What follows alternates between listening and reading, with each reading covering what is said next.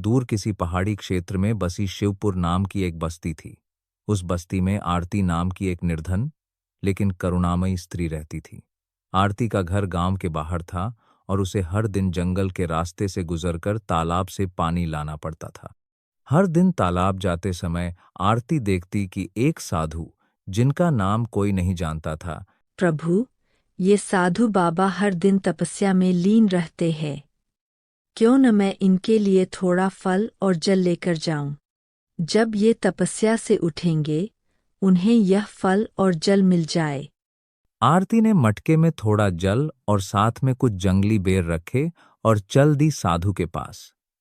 वह उनके समीप जाकर हाथ जोड़ती है और मन ही मन बोलती है, बाबा, मैं बिना बोले यह फल और जल आपके पास रख रही हूँ, ताकि आपकी तपस्या भंग न हो। कृपया इसे ग्रहण कर लेना। यह कहकर वह लौट जाती है। इसके बाद यह उसकी दिनचर्या बन गई। हर दिन आरती कुछ न कुछ उनके पास रख आती। एक दिन जब आरती वहां पहुंची तो उसने देखा कि एक बड़ा काला नाग साधु बाबा की ओर बढ़ रहा है। आरती घबरा गई, लेकिन साहस बटोरते हुए उसने झट से नाग की पूंछ पकड़ ली। नाग ने पलटकर उसके हाथ पर डंक मार दिया। दर्द से वह बेहोश हो गई। कुछ समय बाद जब आरती को होश आया तो साधु बाबा उसके सामने खड़े थे। वे मुस्कुराते हुए बोले, पुत्री, क्या तुम ठीक हो? आरती ने कांपती आवाज में कहा, हाँ बाबा, पर आपकी तपस्या भंग हो गया। मुझे क्षमा करें। साधु बोले, नहीं पुत्री, मेरी तपस्या पूर्ण हो चुकी है। असल में आज यही मेरी परीक्षा थी। जिस नाग ने तुम्हें डंसा, वह मायावी थी।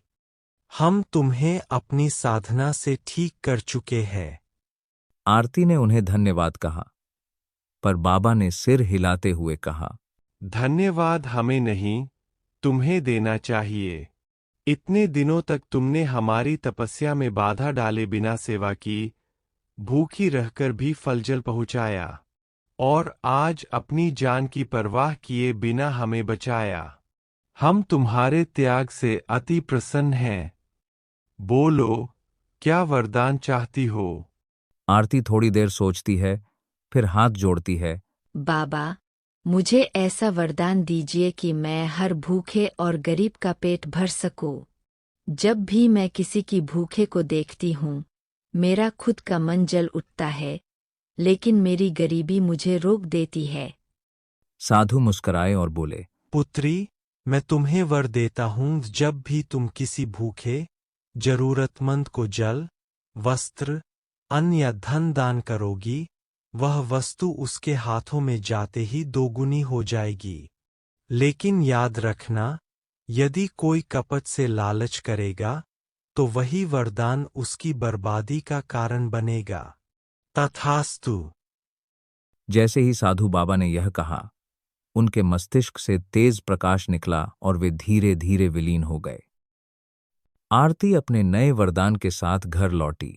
अगले दिन एक भूखा फकीर उसके दरवाजे पर आया और बोला, माँ, मैं भूखा हूँ, कृपया मेरी मदद करो। माँ, कई दिनों से भूखा हूँ, कुछ रोटी ही दे दो। आरती दौड़ीकर घर से बाहर निकल और बोली, मेरे पास अभी एक ही रोटी है, पर आप ले लीजिए। जैसे ही रोटी फकीर के हाथ में गई, वह 1 से 2 हो गई। फकीर चकित रह गया। माँ, ये तो चमत्कार है। क्या ये रोटी मैं वापस तुम्हें दूं? हाँ। आरती ने मुस्कुराते हुए कहा। फकीर ने दोनों रोटियां आरती को लौटाई। आरती ने वह 2 रोटियां फिर से उसके हाथ में रखीं और वे 4 हो गईं। फकीर भावुक हो गया। तुम्हारा बहुत भला हो, देवी। आरती ने मुस्कुराकर कहा, आपके चेहरे की मुस्कान ही मेरी भूख मिटा देती है। धीरे धीरे पूरे गांव में आरती के वरदान की चर्चा फैल गई। सोनगढ़ जिले तक उसकी खबर फैलने लगी। इसी गांव में वीरू नामक एक घमंडी, लालची और अमीर आदमी रहता था। उसे गरीबों की मदद करना बिल्कुल नहीं भाता था। जब उसने आरती के बारे में सुना तो बोला, उसने योजना बनाई। पहले मैं इसका चमत्कार जांचता हूं, फिर इसे मिटा दूंगा। वीरू फटे पुराने कपड़े पहनकर आरती के पास गया और एक सूखी रोटी लेकर बोला, माँ, मैं भूखा हूं, कृपया मेरी मदद करो। आरती ने मुस्कुराकर कहा। ये रोटी अपने हाथ में पकड़ो। वीरू ने रोटी पकड़ी। आरती ने उसे फिर उसके हाथों में रखा। रोटी दो हो गई, पर उसी पल उसमें कीड़े रेंगने लगे। वीरू ने गुस्से में रोटी जमीन पर फेंकी और चिल्लाया, ये क्या? ये रोटी तो सड़ी हुई है। तुम लोगों को झड़ दे रही हो। गांव वाले यह देखकर चौंक गए। आरती ने शांत स्वर में कहा, साधु बाबा का वरदान कभी झूठा नहीं हो सकता। सच सच बताओ, तुम कौन हो? वीरू बौखलाकर चिल्लाया। एक गरीब हूं। नहीं, आरती ने कठोर स्वर में कहा। तुम एक कपटी हो। मेरा वरदान सिर्फ सच्चे मन से देने और लेने वालों के लिए है। तुम्हारा पाप ही तुम्हारी बर्बादी बनेगा। गांव वाले खामोश थे, लेकिन वीरू वहां से भाग निकला और उसी रात उसका घर लूट लिया गया।